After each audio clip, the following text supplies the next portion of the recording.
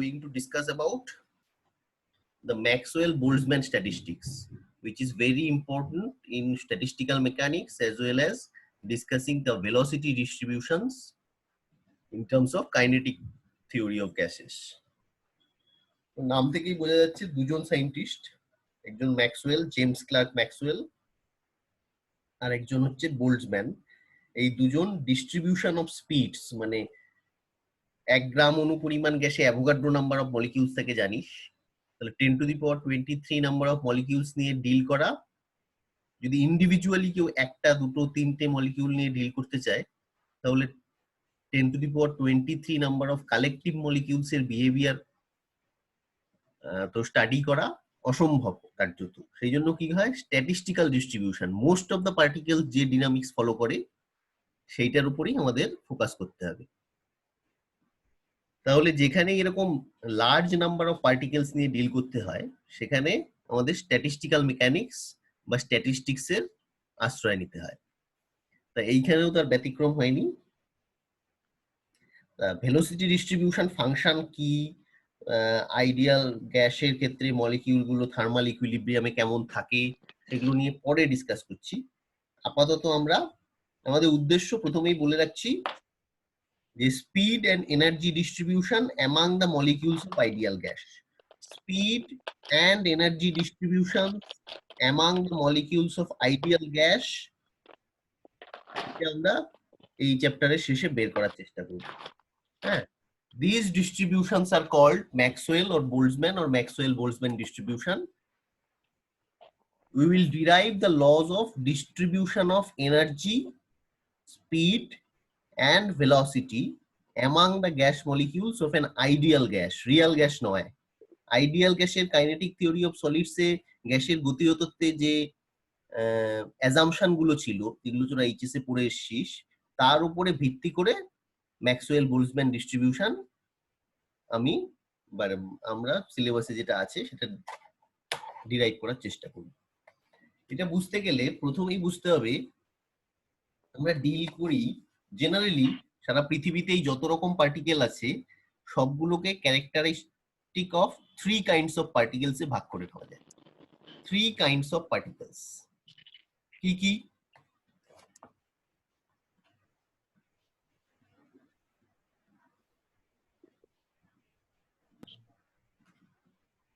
Gaseous, liquid and solid. না না, সেগুলো তো ফেজ। সেই তিনটে যে নাম বললি এগুলো তো ফেজ। পার্টিকেলস এর যে বিহেভিয়ার তার উপরে আমি বলছি, এই কমপ্লিটলি নতুন এই ব্যাপারটা, তোদের একটুও জানার কথা নয়। আচ্ছা, তার মধ্যে কিছুটা কোয়ান্টাম মেকানিক্সও আছে, কিন্তু এই ভেলোসিটি ডিস্ট্রিবিউশনের জন্য একটু স্ট্যাটিস্টিক্যাল মেকানিক্স বা স্ট্যাটিস্টিক্স জানতে হবে। আচ্ছা, এই যে বললাম 3 kinds of particles, the first are identified as the identical. Identical মানে সদৃশ, একই রকম, বাইরে থেকে তুই দেখে বুঝতে পারবি না। বাট এই পরেরটা important, distinguishable. Identical but distinguishable particles without any spin.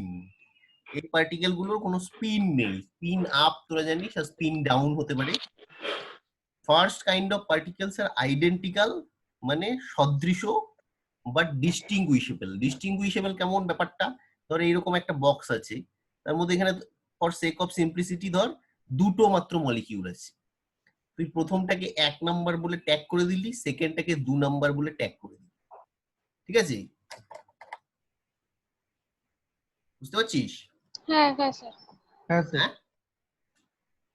হ্যাঁ স্যার। ডিস্টিংগুইশেবলটা ব্যাপারটা হচ্ছে এরকম, সহজ করে যদি বুঝাই, এইখানে সাপোজ একটা 1 মলিকিউল আছে, এটা 2 মলিকিউল আছে। এবার দেখতে যদি সদৃশ হয় তাহলে তুই দূর থেকে দেখে এটা বুঝতে পারবি না, কিন্তু ডিস্টিংগুইশেবল এই কথাটা ইম্পর্টেন্ট। এই পার্টিকেলটা যদি পজিশন চেঞ্জ করে 2 এ আসে আর 2 পার্টিকেলটা যদি পজিশন চেঞ্জ করে 1 এ আসে, তাহলে যে একটা অন্য ফেজ পাওয়া গেল সেইটা তুই বুঝতে পারবি। বুঝতে পারছি? স্যার এই জায়গাটা একটু আরেকবার বলবেন? আমরা জানি কি ব্রাউনিয়ান মোশনে পার্টিকেল গুলো অনবরত নিজেদের সাথে ধাক্কা খাচ্ছে এবং ওয়ালের গায়ের সাথে ধাক্কা খাচ্ছে, তাই তো? এটাই হচ্ছে হ্যাঁ। গ্যাসের বেসিক অ্যাজাম্পশন এবং ব্রাউনিয়ান মোশনে মুভ করছে। এইবার এখানে অ্যাভোগাড্রো নাম্বার অফ মলিকিউলস আছে, সেখানে আমি অত গভীরে যাচ্ছি না, আমি ধরে নিচ্ছি দুটো পার্টিকেল আছে।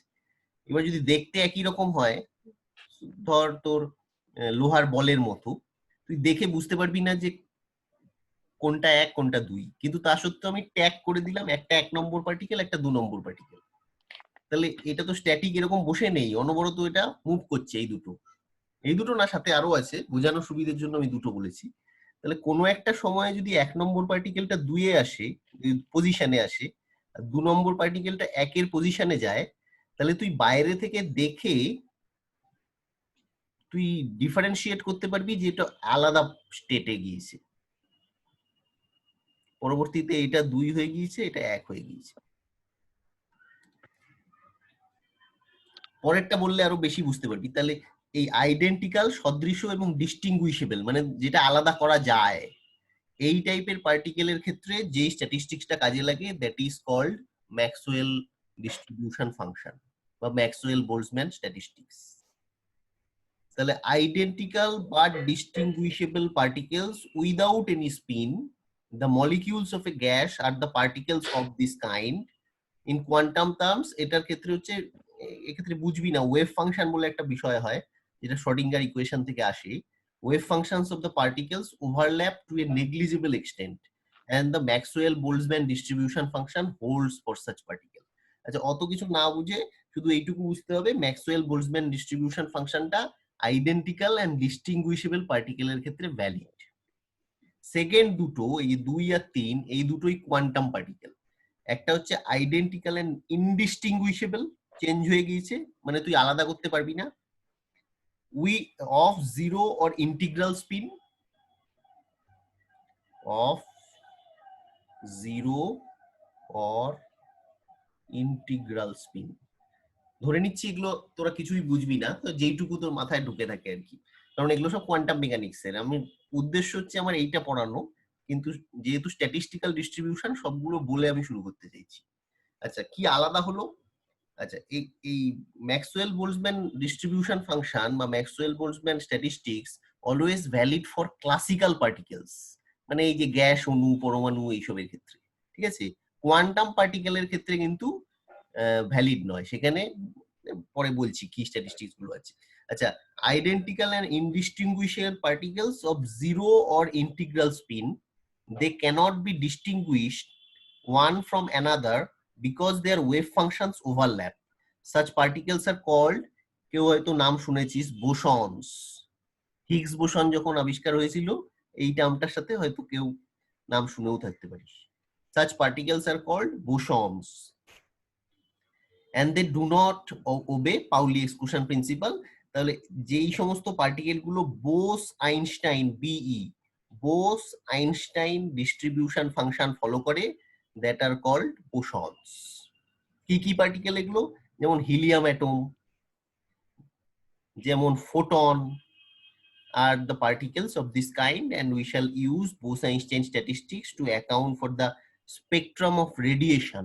আমাদের একদম শেষে থার্মাল ফিজিক্সের যে রেডিয়েশন আছে, ব্ল্যাক বডি রেডিয়েশন থেকে প্রথম কোয়ান্টাম মেকানিক্সের সূত্রপাত হয়েছিল। আচ্ছা, থার্ড হচ্ছে আইডেন্টিক্যাল, এটাও কোয়ান্টাম পার্টিকেলের ক্ষেত্রে ভ্যালিড, একই, আইডেন্টিক্যাল এন্ড ইনডিস্টিংগুইশেবল, বেসিক ক্যারেক্টারটা একই, কিন্তু চেঞ্জ হয়ে যাবে এইটা, এই জিরো আর ইন্টিগ্রাল স্পিন হলে বোস আইনস্টাইন স্ট্যাটিস্টিক্স, আর এটা হচ্ছে অড হাফ ইন্টিগ্রাল স্পিন, এটা হচ্ছে অড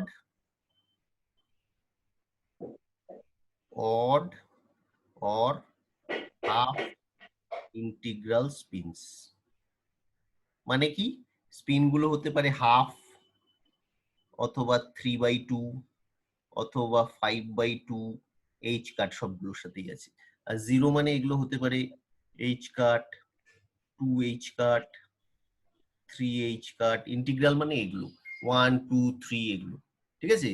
আর অড হাফ ইন্টিগ্রাল মানে হাফ, 3/2, 5/2, h কাট এরকম। And their wave functions overlap with each other and the Fermi-Dirac এই ক্ষেত্রে যে ডিস্ট্রিবিউশন ফাংশনটা সেটাকে বলে Fermi-Dirac ডিস্ট্রিবিউশন ফাংশন। আর যে সমস্ত পার্টিকেল গুলো এই ডিস্ট্রিবিউশন ফাংশন বা এই স্ট্যাটিস্টিক্স ফলো করে দে আর কল্ড ফেরমিয়নস। যেমন বোস-আইনস্টাইন ফলো করলে তাদের বলে বোসনস, Fermi-Dirac স্ট্যাটিস্টিক্স ফলো করলে তাদের বলা হয় ফেরমিয়নস। কি কি particle? Electrons, protons, neutrons are the examples of this kind. So we use Fermi-Dirac statistics to study the behavior of the free electrons in a metal that are responsible for its ability to conduct electric current. কঠিন মনে হচ্ছে?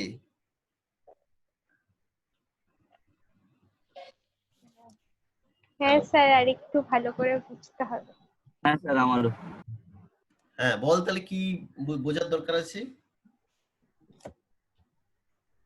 Sir first type of particle এই যদি এটা identical হয় তাহলে distinguished কি করে করব আমি এটা বুঝতে পারছি না। এই যে বললাম যদি আমি ট্যাগ সেটে দিই, তুই হ্যাঁ। বাইরে থেকে আলাদা করতে পারছিস না দুটো বলকে, কিন্তু একটা বলের মধ্যে তুই একটা স্টিকি নোট লাগিয়ে দিলি 1 আর একটার মধ্যে হ্যাঁ। একটা স্টিকি নোট লাগিয়ে দিলি 2, তাহলে তুই এবার বুঝতে পারছিস কোনটা কি? হ্যাঁ। এইবার 2টা 1-এর পজিশনে গেল, একটা 2-এর পজিশনে গেল। তুই যদি ট্যাগ হ্যাঁ। না করতি তাহলে বুঝতে পারতি না, যেহেতু তুই ট্যাগ করে দিয়েছিস তার মানে আচ্ছা। এই 2টা 1-এ পরিবর্তন করলে একটা 2-এ পরিবর্তন করলে এটা যে আলাদা ফেস স্পেস বা আলাদা স্টেটস তৈরি করেছে সেটা কিন্তু তুই বুঝতে পারছিস, কারণ তুই তো গায়ে সেটে দিয়েছিস। আচ্ছা। হ্যাঁ এই জন্য হ্যাঁ। এগুলো ডিস্টিংগুইশেবল। আর যদি গায়ে না সারতি দ্যাট আর ইনডিস্টিংগুইশেবল। হুম। কোনো যদি লেভেল না সারতি তাহলে তুই কিচ্ছুতেই কোনো অসম্ভব বোঝার উপায় ছিল না। তাহলে এই এই এই যে চেঞ্জ করছে এগুলোকে সব মাইক্রো স্টেটস বলে, আর বাইরে থেকে যে দেখছি এগুলোকে ম্যাক্রো স্টেটস বলে। এগুলো সব স্ট্যাটিস্টিক্যাল মেকানিক্স এর ব্যাপার, থার্ড ইয়ারে গিয়ে পড়বি। কিন্তু এই ম্যাক্সওয়েল বোলজম্যান স্ট্যাটিস্টিক্সটা যেহেতু স্ট্যাটিস্টিক্যাল মেকানিক্স এরই ব্যাপার, একটু আমাকে ধারণাটা দিয়ে তারপরে স্পিড ভেলোসিটি ডিস্ট্রিবিউশনে যেতে হবে, আদারওয়াইজ মানে ইনজাস্টিস হবে। সেই জন্য আমি একটু মানে শুরুতে বলে নিচ্ছি আর কি, ধরে নিচ্ছি কিছুই বুঝবি না, এবং এগুলো সবই কোয়ান্টাম মেকানিক্স এর ব্যাপার। আচ্ছা, অত গভীরে গিয়ে না বুঝলেও এইটুকু বুঝে রাখ যে ডিস্টিংগুইশেবল হলে সেগুলোকে ক্লাসিক্যাল পার্টিকেল বলে, ইনডিস্টিংগুইশেবল হলে সেগুলোকে কোয়ান্টাম পার্টিকেল বলে। কোয়ান্টামের ক্ষেত্রে দুটো স্ট্যাটিস্টিক্স ফলো করে, একটা হচ্ছে বোস-আইনস্টাইন যারা হচ্ছে জিরো বা ইন্টিগ্রাল স্পিন, 0 h কাট 3 h কাট 2 h কাট, সেগুলো হচ্ছে বোস-আইনস্টাইন ডিস্ট্রিবিউশন ফাংশন ফলো করে। যেই সমস্ত পার্টিকেল বোস-আইনস্টাইন ডিস্ট্রিবিউশন ফলো করে তাদের বোসন বলে। আর ফার্মি-ডিরাক স্ট্যাটিস্টিক্স ফলো করে হচ্ছে যাদের অড এবং হাফ ইন্টিগ্রাল স্পিন, যেমন electron, proton, neutron, half h কাট, 3/2 h কাট, 5/2 h কাট, এবং নাম থেকেই ফার্মি-ডিরাক থেকে ফেরমিয়ন বলা হয়। এইটুকু বুঝলেই যথেষ্ট। ঠিক আছে, পরেরটায় যাই। হ্যাঁ। প্রথমে বলে রাখি স্ট্যাটিস্টিক্স নামটা বাদে কে তার থেকে একটু বেশি জানিস? নাম শুধু স্ট্যাটিস্টিক্স বললাম, এর বাইরে কে কি জানিস?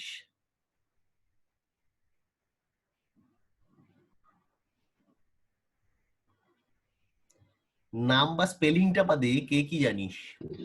স্যার আগে ওই অঙ্ক টঙ্ক করেছি, ওজাই, মিন, এসব statistics। আগে অঙ্ক করেছিলাম এগুলো নিয়ে, ছিল কিছুটা। জানিস প্রবাবিলিটি? ওই মিন মিডিয়ান ওগুলো তো স্যার স্ট্যাটিস্টিক্স এর মধ্যে পড়ে। হ্যাঁ স্যার, মিন, মিডিয়ান, তারপরে ওজাই। মানে ওজাই ড্র করতে। প্রবাবিলিটি থিওরি গুলো আমরা ঘাটবো আর কি এক্ষেত্রে। হ্যাঁ, প্রবাবিলিটি করেছি। কিছুটা তো পড়েছিস মনে হয়। হ্যাঁ হ্যাঁ। হ্যাঁ sir.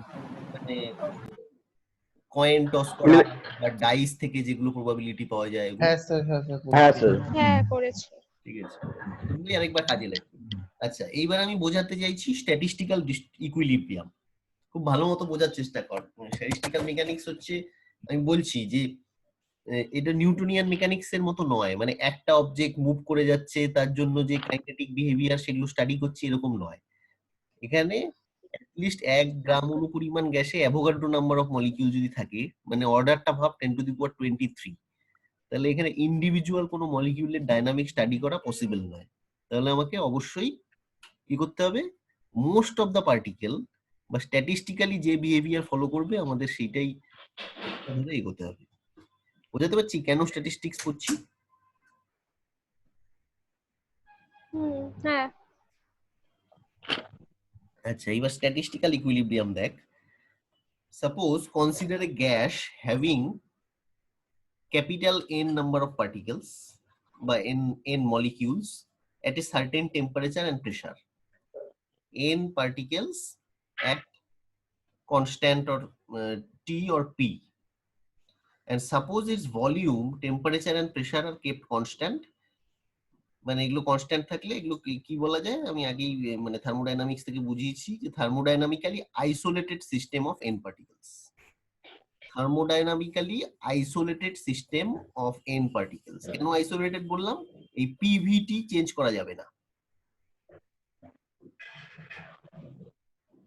So the total energy U of this system remains constant. যেহেতু আইসোলেটেড, বাইরে থেকে কিছু চেঞ্জ হচ্ছে না, তাহলে পার্টিকেল গুলো যে ভেতরে আছে n নাম্বার অফ পার্টিকেলস, তাদের যে নিট এনার্জি সেটার কোনো ভেতরে যা আছে সেটাই কোনো এক্সচেঞ্জ হচ্ছে না, যেহেতু তার মানে কনস্ট্যান্ট ধরে নিতে পারি। তাহলে the energy states available to the particles are energy states যেগুলো available এই n number of particles এর মধ্যে, সেগুলো E1, E2, E3 dot dot dot etc. These energy states may be quantized or may be continuous and are due to the vibrational and rotational energy of the particles.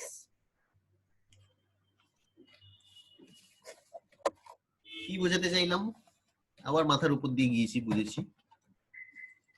এই যে আমি বললাম energy আর continuous আর energy আর discrete, এই কথাটার মানে কি? এই quantized লিখেছি, এই কথাটার একটা মানে আছে। কেউ কি বলবে এই দুটো কেন লিখেছি আলাদা করে?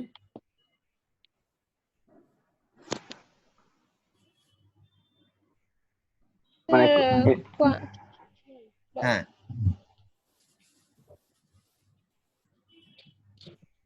স্যার কোয়ান্টাইজড মানে তো মানে ইন্টিগ্রাল মানে ইন্টিগ্রাল মাল্টিপল হিসেবে লেখা যায় কোনো কিছু।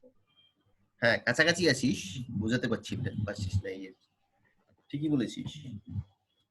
কন্টিনিউয়াস মানে কন্টিনিউয়াস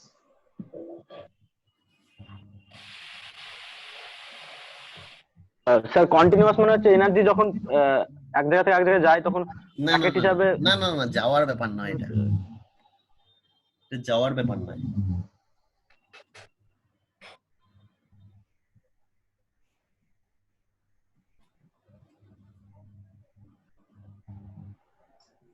কাইনেটিক থিওরির একটা অ্যাজাম্পশন ছিল, মনে আছে? যে ধরে নেওয়া হয় এনার্জিজ আর অল কাইনেটিক। হ্যাঁ হ্যাঁ মনে নেই না? মনে আছে? হ্যাঁ মনে আছে, পুরোটাই কাইনেটিক ধরে নেওয়া হয়। আচ্ছা, ক্লাসিক্যাল যদি হয় তাহলে এনার্জির এক্সপ্রেশনটা কি হয়? সাপোজ ক্লাসিক্যাল পার্টিকেল,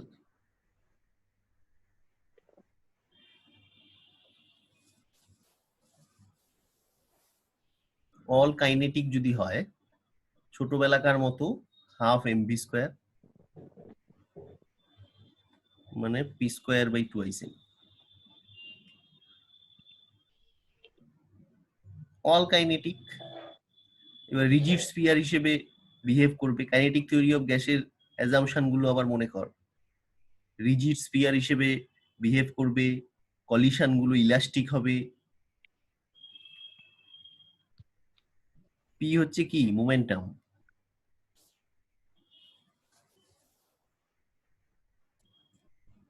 আরেকটা অ্যাজাম্পশন কি ছিল? V takes the range from 0 to infinity. Velocity গুলো 0 টু ইনফিনিটি যা খুশি হতে পারে। তাহলে ভি এর উপরে কোনো রেস্ট্রিকশন নেই। তাহলে ভি যদি যা খুশি হয়, তাহলে এনার্জি যদি কেউ প্লট আঁকে, তাহলে এনার্জিজ আর কি? কন্টিনিউয়াস।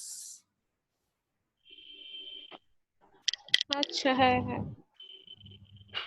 তার মানে ক্লাসিক্যাল পার্টিকেলের ক্ষেত্রে এনার্জিজ আর কন্টিনিউয়াস, 0 টু ইনফিনিটি যা খুশি হতে পারে। আচ্ছা। হুম। বোর থিওরিতে চলে আয়, মডার্ন ফিজিক্স যেখান থেকে শুরু হচ্ছে, কে এল এম এই সমস্ত গুলো।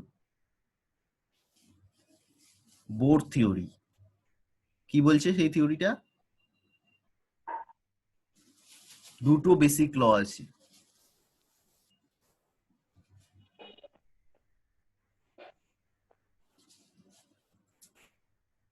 বল।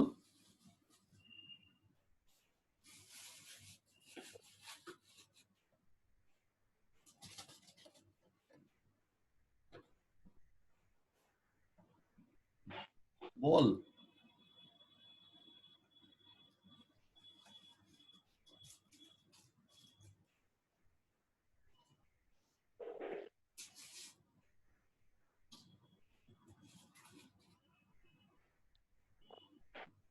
একটা হচ্ছে MVR, এটা কি? Angular velocity. অ্যাঙ্গুলার ভেলোসিটি কি লটা ছিল? h/2 এর ইন্টিগ্রাল। NH/2 হ্যাঁ। তো জানিস তো, বলতে পারছিস না কেন? NH কাট, এনার্জি গুলো এরকম কোয়ান্টাইজড হবে। এন গুলো হচ্ছে ইন্টিজার।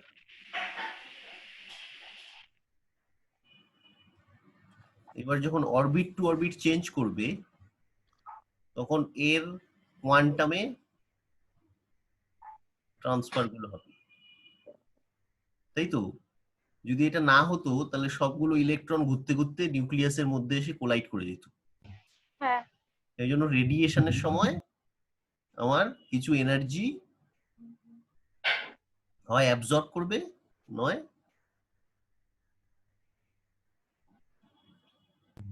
ছেড়ে দেবে। বাইরে থেকে যদি আসে তাহলে একটা এনার্জি বেরিয়ে যাবে, বা যদি শোষণ করে তাহলে লোয়ার অরবিটাল থেকে হায়ার অরবিটালে যাবে। এই ছিল। তাহলে হ্যাঁ। ক্লাসিক্যালের ক্ষেত্রে যেটা এনার্জিটা কন্টিনিউয়াস ছিল, 0 টু ইনফিনিটি যা খুশি হতে পারতো, কোয়ান্টামের ক্ষেত্রে সেটা কি হয়ে গেল? এনার্জি স্টেটস হয়ে গেল। এরকম যত উপরের দিকে যাবে তত ক্লোজলি স্পেসড হতে হতে একদম উপরে গিয়ে এরকম কন্টিনাম হয়ে যাবে। এগুলো পড়েছিস তোরা বোর থিওরিতে, পড়েছিস না? এটা হচ্ছে গ্রাউন্ড স্টেট, এটা ফার্স্ট এক্সাইটেড স্টেট, এটা সেকেন্ড এক্সাইটেড স্টেট। উপরের দিকে যেতে ক্লোজলি স্পেসড হয়ে হয়ে একদম এন যখন ইনফিনিটি তখন এরকম একটা কন্টিনাম হয়ে যাবে। কিন্তু এনার্জি স্টেট গুলো হচ্ছে ডিসক্রিট। এইটাই হচ্ছে ক্লাসিক্যাল কোয়ান্টামের মেইন বিহেভিয়ারগত পার্থক্য। এইবার আমাদের বিষয়ে আসি, বোঝা গিয়েছে তো এটা? হ্যাঁ। আচ্ছা।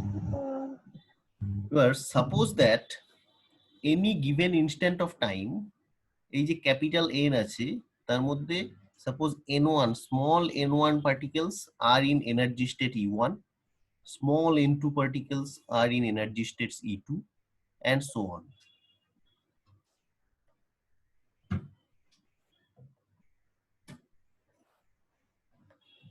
তাহলে কে বলবে ক্যাপিটাল এন এর সাথে স্মল n1 n2 n3 এর মধ্যে রিলেশন কি?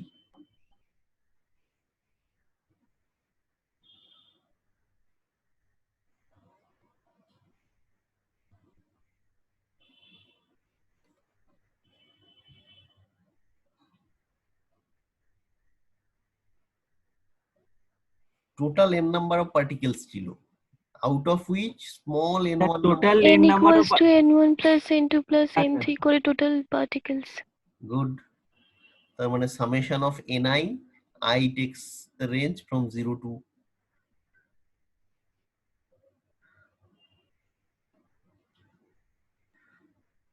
ঠিক আছে।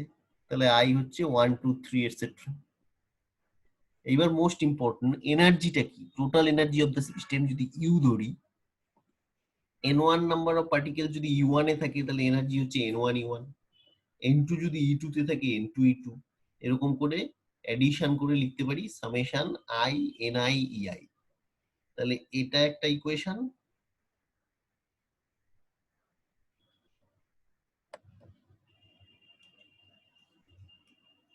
এটা একটা ইকুয়েশন, এটা একটা ইকুয়েশন। বল কি অসুবিধা আছে বুঝতে?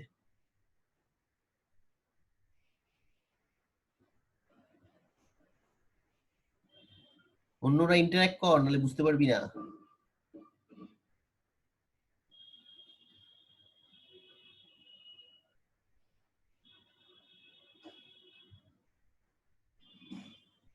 কি অসুবিধা আছে বল।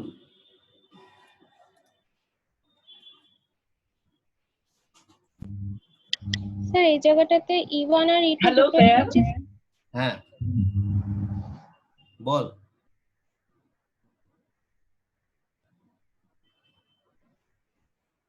বল বল।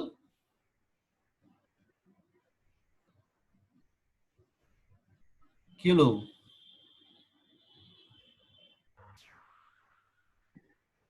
স্যার কেউ, আমি বলবো? হ্যাঁ আচ্ছা, এই জায়গাটাতে E1 আর E2 দুটো এনার্জি স্টেট ধরা হয়েছে, মানে আর এনার্জি স্টেট আছে এখানে। হ্যাঁ কি বলছিস? আহ, এনার্জি স্টেট? ও আচ্ছা আচ্ছা আচ্ছা, না না, ঠিক আছে বুঝেছি। মানে N1 particles are in E1, N2 particles are in E2, এভাবে N3 particles are in E3, এরকম আছে। আচ্ছা, হ্যাঁ বুঝেছি। তাহলে মোদ্দা কথা দাঁড়ালো হচ্ছে ক্যাপিটাল এনটা সামেশন অফ এনআই, আর টোটাল এনার্জিটা হচ্ছে সামেশন অফ এনআই ইআই। এবার এনার্জির যে এক্সপ্রেশনটা, এটা refers to the total energy of the system in which the particles are কি বলেছি non interacting, in which the particles are non interacting. মানে কি? এটাও নতুন টার্ম একটা শিখছি। কি গ্যাস ধরেছি আমরা?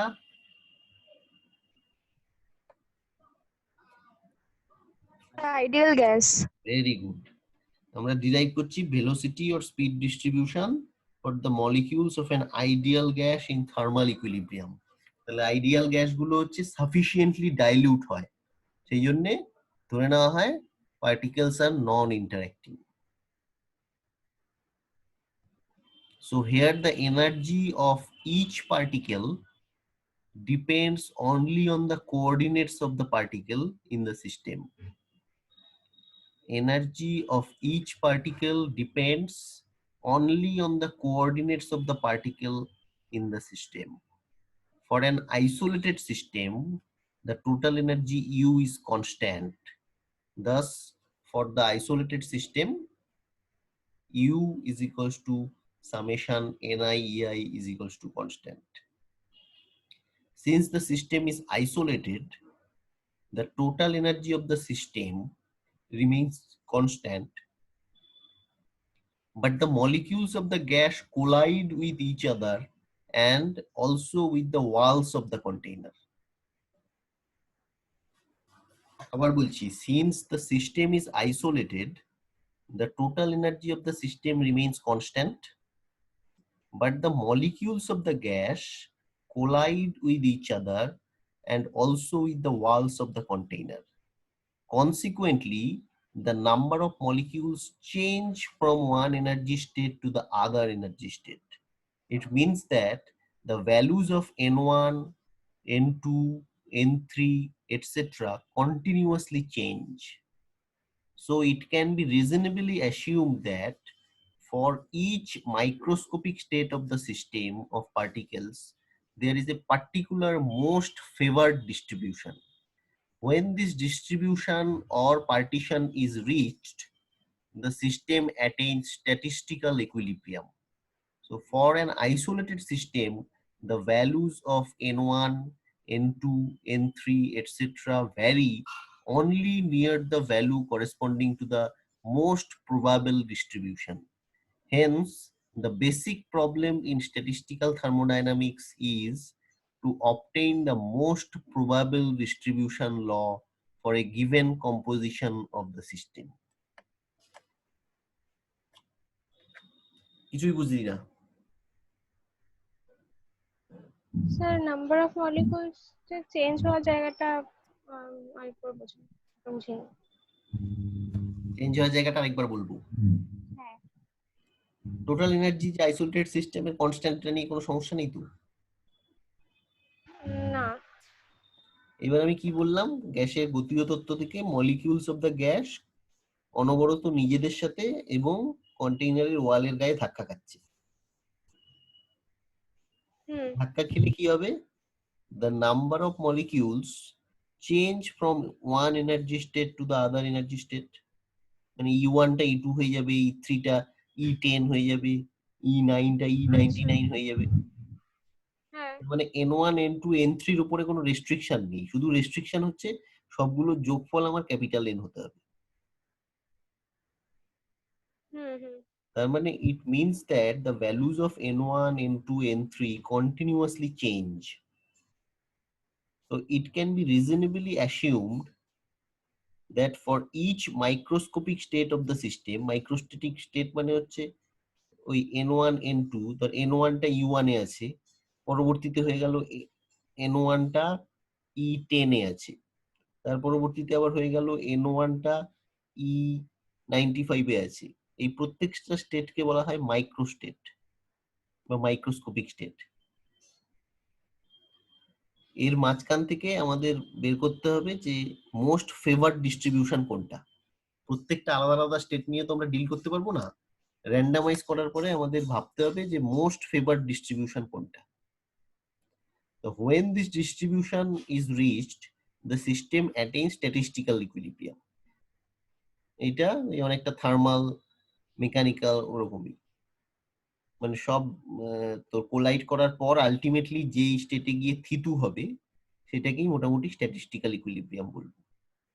যেহেতু isolated system, the values of N1, N2, N3 vary only near the value corresponding to the most probable distribution.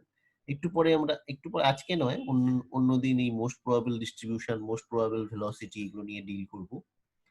মোট কথা, এই প্রত্যেকটা স্টেটের আলাদা করে আমার যেহেতু স্ট্যাটিস্টিক্স কষা সম্ভব নয়, সেই জন্য এমন একটা স্টেটের দিকে আমরা কনফাইন হতে যাচ্ছি যেইখানে ম্যাক্সিমাম টাইম ধরে মলিকিউলস বা অ্যাটমস গুলো বসে থাকে। এটা হচ্ছে মোদ্দা কথা, most probable distribution law for a given composition of the system. আচ্ছা, তারপরে এই যেটা এঁকেছি এটা দেখ, তাহলে একটু পরিষ্কার হবে ব্যাপারটা। কি বলেছি? Maxwell Boltzmann statistical count. আচ্ছা, out of capital N total number of particles, N1 are in energy E1, already দেখ ছবিতে দেখানো আছে। N2 are in energy E2. So for the first energy level E1, we have to find the number of waves in which N1 particles are chosen among N distinguishable particles.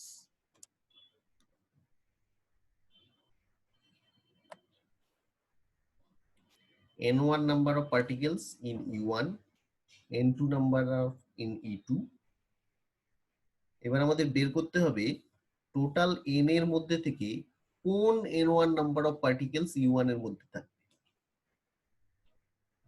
We have to find the total number of ways, কত ভাবে permutation combination এর মতো।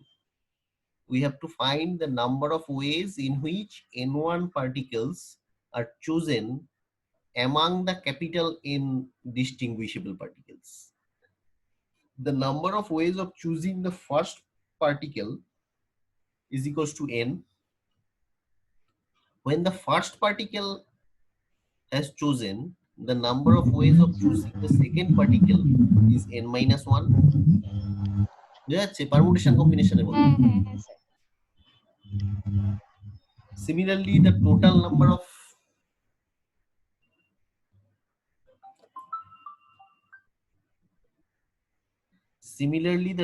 number of ways choosing the third, fourth এই করে করে N1th particle are respectively N minus 2, N minus 3 করে করে n minus n1 plus 1, n minus n1 plus 1. So therefore the number of ways of choosing n1 particles, ye lekha ache, number of particles of choosing n1 particles from n distinguishable particle is n times n minus 1 times n minus 2 dot dot dot n minus n1 plus 1.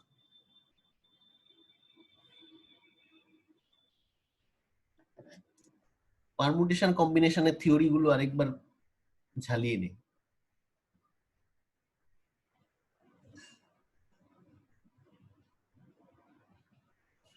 যারা বুঝতে পারেনি তাদের জন্য আরেকবার বলছি, যখন ধর এই বাকি স্টেট গুলো নেই, তাহলে ফার্স্ট পার্টিকেলটার ক্ষেত্রে ও যে কোনো স্টেটে বসার প্রবাবিলিটি ইকুয়াল, কোনো রেস্ট্রিকশন নেই। তাহলে number of ways of choosing the first particle, সে কোথায় বসবে সেটা এন।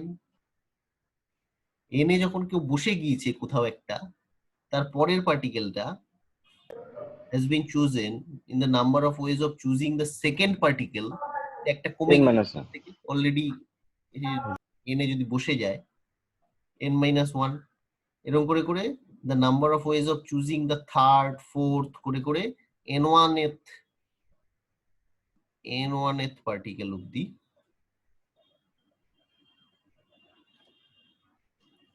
আর রেসপেক্টিভলি এইটা n minus 2, n minus 3, করে করে n minus n1 plus 1. তাহলে therefore টোটাল কোনটা হলো? Therefore the number of ways of choosing n1 particles from the n distinguishable particles is এই টোটালটার গুণফল। এবার গুণফলটাকে ফ্যাক্টোরিয়ালের টার্মে কিভাবে লেখা যায় দেখ, এটার সাথে একটা গুণ করে দিলাম n minus 1, উপর নিচে n minus 1 করে দিলাম, তাহলে উপরটা হচ্ছে n ফ্যাক্টোরিয়াল, নিচেরটা হচ্ছে n minus n1 ফ্যাক্টোরিয়াল।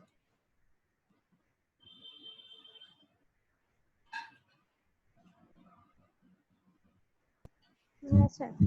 ঠিক আছে?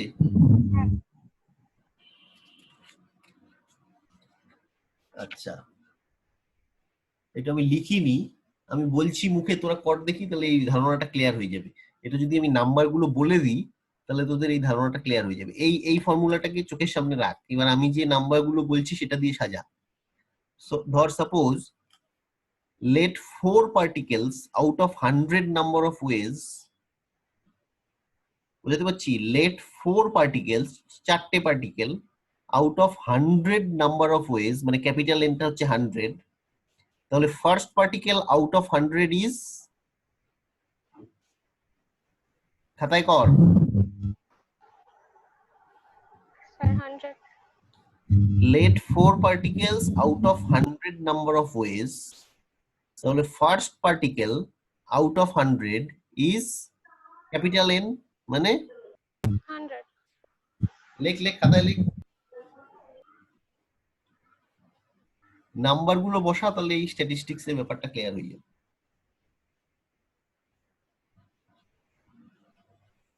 সবার হয়েছে?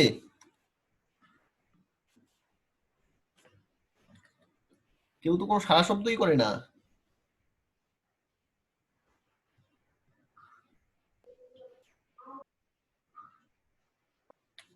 হ্যালো, হ্যাঁ স্যার। আচ্ছা, তারপরে তাহলে number of ways the second particle out of কত হবে? আর 100 নেই, 99 হ্যাঁ। ইজ n minus 1, মানে 100 minus 1 equals to 99। হুম। লিখে লিখে কর। হ্যাঁ স্যার লিখছি। Number of ways second particle out of 99 is 100 minus 1 equals to 99। তারপরের লাইনে কি লিখবি?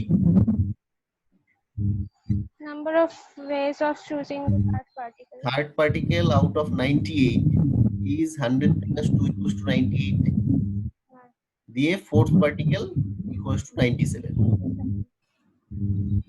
চারটে লাইন লিখলি, এরপরে নেক্সট লাইন কি লিখবি? the total number of ways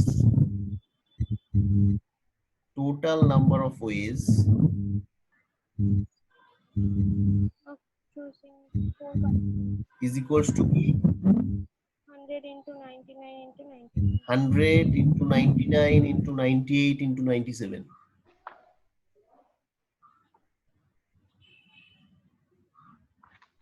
equals to যেরকম ভাবে আমি করেছি এরকম ভাবে করে উত্তরটা বল।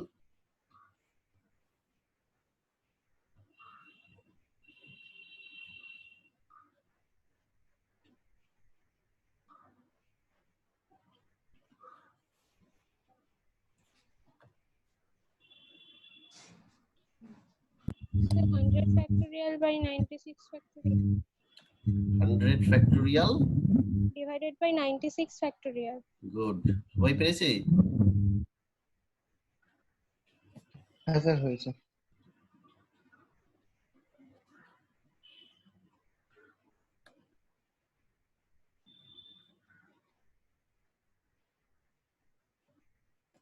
আবার একটু আচ্ছা, এই এই স্ট্যাটিস্টিক্স বা পারমুটেশন কম্বিনেশন আমি একটু সময় নেব, হ্যাঁ, কারণ না বোঝালে এগুলো ঠিক হবে না, তাতে দেরি হোক হবে। আবার একটু করছি পারমুটেশন কম্বিনেশনটা ঝালাই। আচ্ছা, but this number also includes the n1 factorial arrangements of the n1 particles among themselves.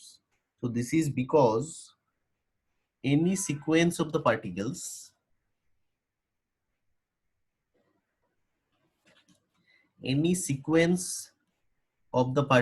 in the first energy level gives the same distribution of n1 particles in the energy level. The number of independent ways of choosing n1 particles for the first energy level is thus given by x1 is equals to n factorial divided by n1 factorial n minus n1 factorial. মনে পড়ছে এটা? এই ডিস্ট্রিবিউশনটা মনে পড়ছে?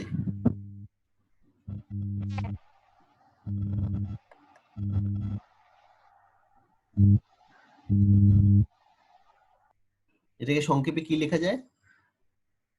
HCR n HCR আর কোথায় পেলি? আচ্ছা আচ্ছা হ্যাঁ NC n min n small n NCN1 হ্যাঁ একইভাবে for the second state E2 n minus n1 particles are available and n2 particles are in state E2. The number of independent ways of choosing n2 particles for the second energy level is similarly given by n minus n1 factorial divided by n2 factorial n minus n1 minus n2 factorial. তাহলে n minus n1 c n, এইভাবে করে যদি proceed করে যাই তাহলে x3 টা কি হবে বল তোরা? x3 টা কি হবে? n minus n1 minus n2 factorial divided by n3 factorial n minus n1 minus n2 minus n3 factorial মানে n minus n1 minus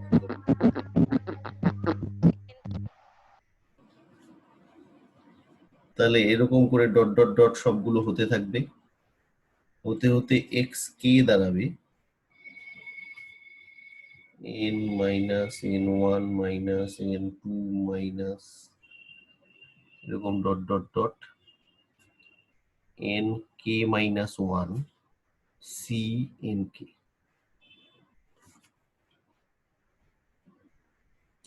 since these numbers are independent, the number of distinct ways of obtaining the distribution of the particles among the energy levels is given by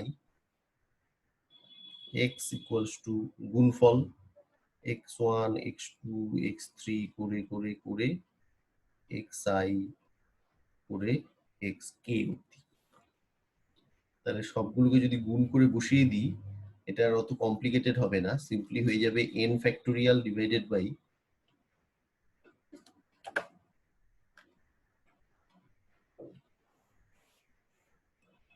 কি হবে, n factorial divided by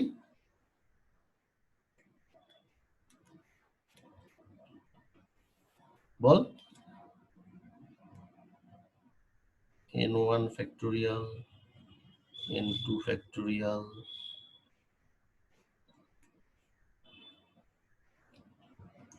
n3 factorial এই করে করে nk factorial.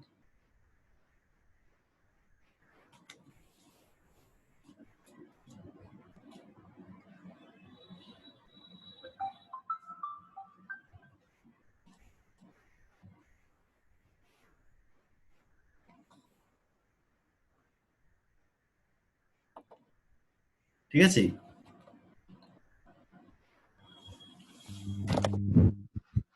তাহলে এই করে করে the number of independent ways in which the particle in the various energy level can be distributed among the quantum states in the respective levels, এই করে করে আমরা এইরকম একটা পাবো যেখানে w equals to n factorial divided by n1 to nk factorial এর গুণফল, আর পাশে g1 to the power n1 g2 to the power n2 এটা বলছি,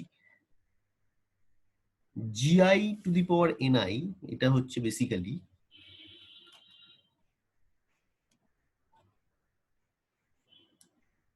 gi to the power ni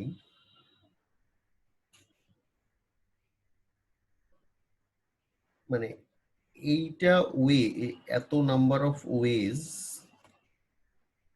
of arranging ni particles among gi quantum states available in the ith level, in the কোন level, কোন quantum স্টেটসে আছে, ith level. So each of these arrangements is separate independent way of distributing the particles among the quantum states. Thus all the quantum states belonging to all the energy levels are considered.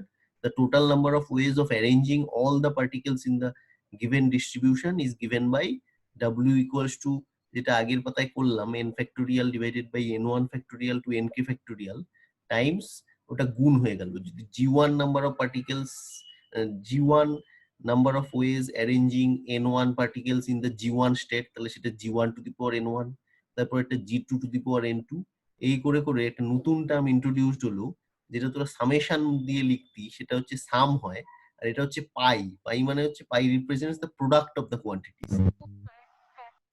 Product of the quantities. তাহলে উপরে gi to the power ni, নিচে ni factorial.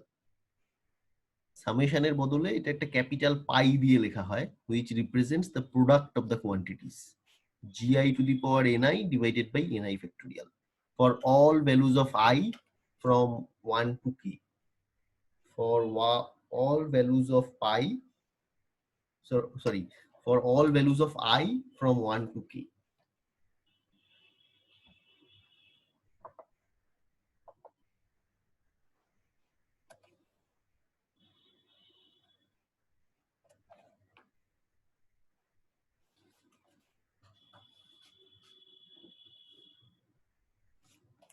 তুমি চুপচাপ হয়ে গেলি কেন রে?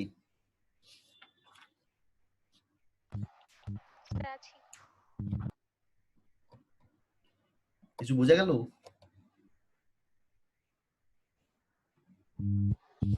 Sir বুঝছি, এবার পড়তে হবে। হ্যাঁ, পাঠিয়ে দেবো মেটেরিয়াল, পরে পরে সব বুঝিয়ে দেবো। কেউ যদি এগুলো এড়িয়ে শুধু কিভাবে আসছে ডয়গুপ্তাতে যেরকম সলভ করা আছে এরকম করে করে এগিয়ে যায়, করতে পারে পরীক্ষার জন্য ঠিকই আছে, কিন্তু আহ, মানে যেই জায়গা থেকে স্ট্যাটিস্টিক্স থেকে এসছে সেটা দিয়ে এগোলে পরবর্তীতে যখন আসবে তখন বুঝতে সুবিধা হবে এই আর কি। নাহলে তোর ধরে নিতে হবে যে ওইটা আছে, মানে আমি একদম শুরু থেকেই করছি আর কি। আচ্ছা, এইটা তোরা সবাই জানিস, ওই জন্য শেষে এটা রেখেছি একটু হালকা করার জন্য। আচ্ছা, প্রেসারের ডেফিনেশন কি? এইটা হচ্ছে সেই কাইনেটিক থিওরির বক্সটা যেখানে স্মাইলি দিয়ে দেখিয়েছি এই তোর পার্টিকেল গুলো এটা নিজেদের মধ্যে কোলাইড করতে পারে, ওয়ালের গায়ে কোলাইড করতে পারে। তাহলে প্রেসার কোত্থেকে আসবে? এই কন্টেইনারের মধ্যে প্রেসারের উৎস কি, কে বলবে? স্যার কলিশন গুলো হুম কোনো পার্টিকেল কন্টেইনারের সাথে কলিশন করে তাহলে যে ফোর্স পার ইউনিট এরিয়া হচ্ছে সেটা তো প্রেসার হবে। হুম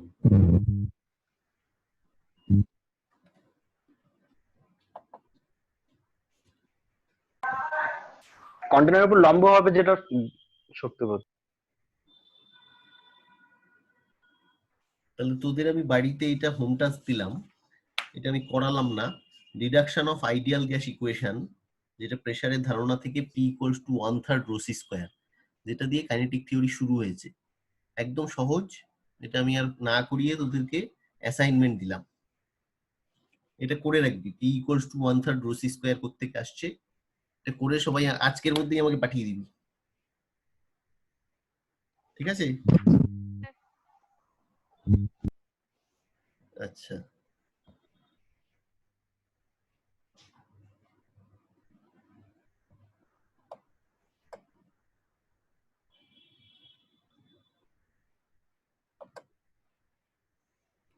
তাহলে প্রেসারের বেসিক এই যে বেসিক অ্যাজাম্পশন এটা ফলো করবি, V square equals to V X square plus V Y square plus V Z square. তিনটে ডিরেকশনে যদি একই হয় তাহলে ভি এক্সটা 3 বার হবে, তাহলে 3 V X square P equals to এইরকম করে আইডিয়াল গ্যাস ইকুয়েশন নিয়ে চলে আসবে। যে এইটা আমরা যাবো বোল্টজম্যান ডিস্ট্রিবিউশন কেমন হয়, প্রবাবিলিটি ডিস্ট্রিবিউশনটা। আচ্ছা, এই বেসিক তোর স্ট্যাটিস্টিক্যাল মেকানিক্স এর ধারণাগুলো আমরা ইউজ করব, কোনোটাই দরকার নেই, এই লাস্টটা হচ্ছে ইম্পর্টেন্ট। প্রবাবিলিটিটা always E to the power minus E by K T হয়। প্রবাবিলিটিটা ডেল্টা ই এনার্জি রেঞ্জের মধ্যে থাকার probability always proportional to exponential of minus delta E by K T হয়। এটাই হচ্ছে বোল্টজম্যান ডিস্ট্রিবিউশন। টেম্পারেচারের ধারণা আমরা এনট্রপি থেকে পাই, এইটা হচ্ছে Boltzmann equation, K S equals to K L N omega. আর এটা কিভাবে স্টেট অ্যাক্সেসিবল স্টেট কাউন্ট করতে হয় এটা বেসিক স্ট্যাটিস্টিক্যাল মেকানিক্স থেকে আসে, কোনোটাই এখানে খুব একটা দরকার নেই, আমি জাস্ট পিক্টোরিয়ালি বোঝানোর চেষ্টা করেছি। আচ্ছা, এইটা দিয়ে আমি শেষ করছি, এটা দিয়ে আমি পরের দিন শুরু করব। ম্যাক্সওয়েলস ভেলোসিটি ডিস্ট্রিবিউশনের বেসিক ব্যাপারটা হচ্ছে পজিশন আর velocity per molecule to know the position and instantaneous velocity of a gas। এই ছটা যেখানে পজিশন আর ভেলোসিটি আছে এগুলোকে একসাথে ফেজ স্পেস বলা হয়। আচ্ছা, আর ভেলোসিটি ডিস্ট্রিবিউশন ফাংশনটা এরকম হবে F V D cube V, যে এইটাকে বলা হয় the probability of finding a particle with velocity between V and V to DV.